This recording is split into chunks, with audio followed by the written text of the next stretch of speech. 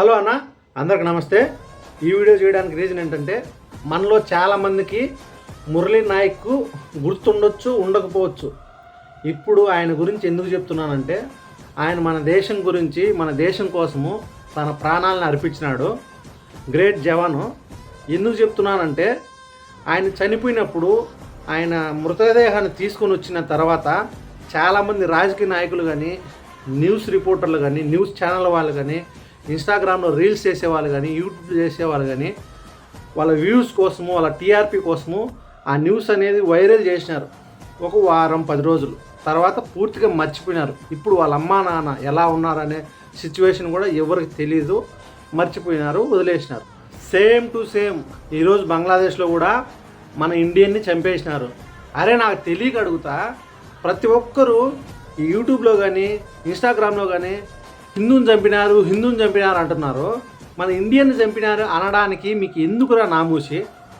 ఇప్పుడు మన ఇండియాలోనే ముస్లిమ్స్, హిందూస్, క్రిస్టియన్స్ అని కొట్టుకొని చచ్చిపోతున్నాము.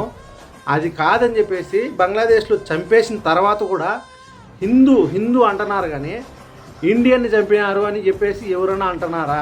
యాక్చువల్గా బంగ్లాదేశ్లో జరిగిన సంఘటన గురించి, అంటే బంగ్లాదేశ్లో చనిపోయిన అతని గురించి క్రిస్టియన్స్, ముస్లిమ్స్ కూడా వీడియోస్ చేయాలి, యూట్యూబ్ ద్వారా చెప్పాలి, లేదు ఇన్స్టాగ్రామ్ ద్వారా చెప్పాలి అని అనుకుంటారు. కానీ మన హిందూస్ చేసిన పనికి వాళ్ళు ఏమనుకుంటారు, అరే చనిపోయిన అతను హిందూ, మనకెందుకు రా? వాళ్ళకు ఇండియన్ అనే ఆలోచన ఉన్నా కూడా మనం స్ప్రెడ్ చేసేస్తుంటాం, చనిపోయిన అతను హిందూ అని. వీళ్ళు వాళ్ళ ఆలోచన మార్చుకొని చనిపోయిన అతను హిందూ అంటారా, మనకెందుకు అని వెనక్కి తగ్గుతారు. దయచేసి హిందూ, ముస్లిం, క్రిస్టియన్ అని భేదం చూపించొద్దు. వీఆర్ ఆల్ ఇండియన్స్ అని ప్రౌడ్గా చెప్దాము. ఈ విషయం కూడా 2 రోజులు, 3 రోజులు, లేదంటే వారం రోజులు న్యూస్ అనేది స్ప్రెడ్ అవుతుంది, వైరల్ అవుతుంది. దాని తర్వాత ఇంకొక న్యూస్ ఏదన్నా వస్తుంది, ఇంకొకటి ఏదన్నా చంపేసినాడు, ఇంకొకటి ఏదైనా చేసినాడు అని చెప్పేసి అప్పుడు ఇది మర్చిపోయేసి దాని దగ్గరికి వెళ్ళిపోతాం.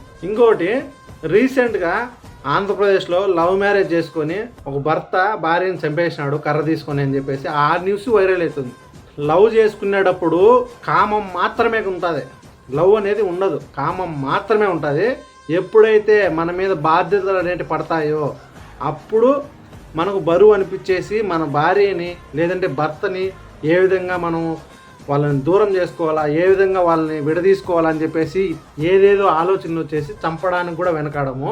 దయచేసి ఎవరైతే అమ్మాయిలు మీరు లవ్ చేయాలనుకుంటారో, ప్రేమించాలనుకుంటారో 1కి 100 సార్లు ఆలోచించుకోండి.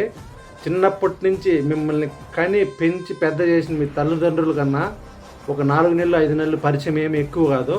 చూసుకొని జాగ్రత్త పడండి.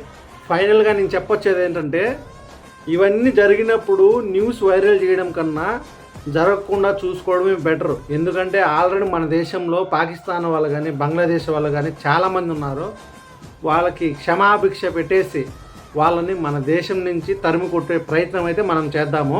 అంతవరకు జై హింద్, జై భారత్.